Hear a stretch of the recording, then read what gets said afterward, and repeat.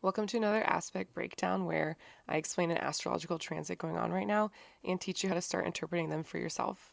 Today's a twofer where we've got the Sun in Capricorn, Trine, Uranus and Taurus, and we also have Mars in Capricorn, Sextile, Saturn and Pisces. So up at the top I have the aspect written out in words. A trine is an aspect that describes the planets being 120 degrees apart from each other. And then right below that, you'll see the glyphs that represent the aspect that we're talking about. So the Sun in Capricorn, Trine, the little delta symbol, Uranus and Taurus. So a trine is always going to represent flow. That means that the planets are working together so well that it just feels like everything is in sync or in flow with each other. On the one side, the Sun in Capricorn is cold and bright. Think about the sunlight reflecting off the snow. It's ambitious and it's usually a role model. On the other side, Uranus and Taurus usually has to do with unexpected change with material themes. So now to fully interpret the aspect, we want to bring it all together.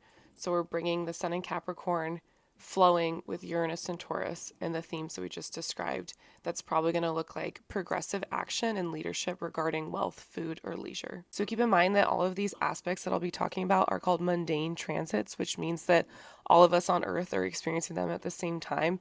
And depending on our own personal natal charts, we might feel them more than others. Like I said, today's a twofer. So the second transit we're going to talk about is Mars in Capricorn, sextile, which means 60 degrees apart, Saturn and Pisces. Again, those are the glyphs below it. A sextile is always going to represent support.